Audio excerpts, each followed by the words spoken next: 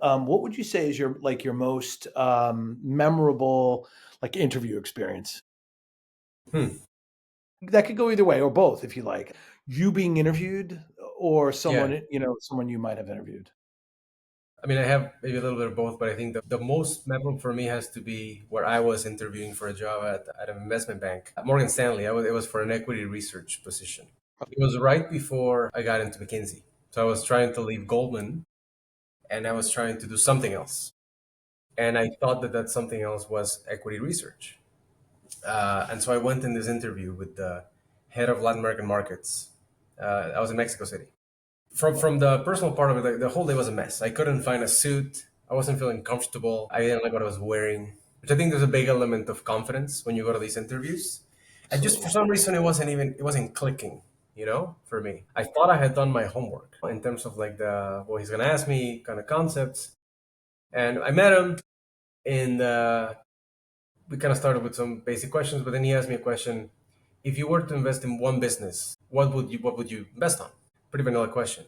And I thought about it and I told him, well, actually, I would start my own business. I told him exactly I had an idea actually for a restaurant concept in the US. I told him it was because of this, this was a market opportunity, this was that. And he kind of kept grilling me on like, why? And when I was done after 5, 10 minutes, he told me that that was the worst answer he's ever heard in his whole life, in his whole career. Yes. And I was kind of shocked. By far, he was laughing and of how bad he thought my answer was. And I remember I was like, we kind of talked, and I told him, well, I mean, you told me one business. I was trying to kind of defend myself. I Sure. think what he was really asking for is tell me one stock, one piece of equity that you would invest on and why. And Uh, looking back, I should have told him, well, Berkshire Hathaway, whatever, all these kind of answers that I think are probably better in the context of equity research.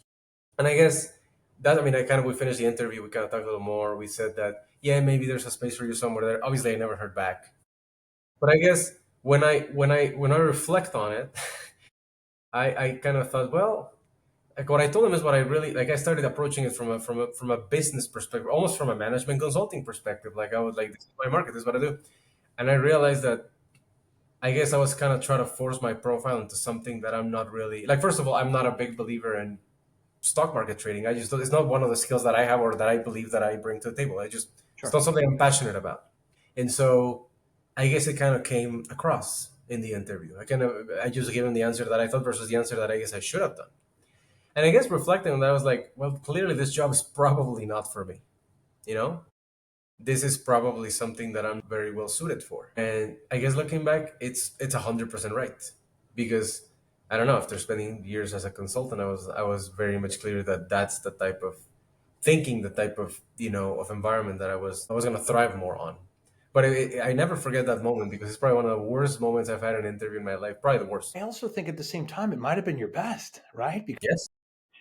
it helped you realize something you don't want to do. I was just speaking with somebody else about this not too long ago. It's like understanding clearing out a path is actually hugely freeing. It's like, I seriously, early in my career, I seriously contemplated sales because I was a pre-sales engineer. I'm like, this is something I really, want to do. And I was like, they're Mhm. making all this money. I'm doing all the work, Yep. and I really contemplated it and then finally made that decision. Like, no, this isn't for me. I totally agree, and I think it brought up a point for me that is, I think throughout my life, the best thing that I've done is to prioritize what the type of job I want to have from like a day to day perspective. Because Mm, if you're an equity research analyst, for example, you're gonna wake up at 5 in the morning, you're gonna look at the markets, you're gonna have to be eventually selling all these equities to your trading desk. So there's a very specific thing that you do. You eventually go into a sales track, and the type of thinking, the type of things that you have to be passionate about are just different.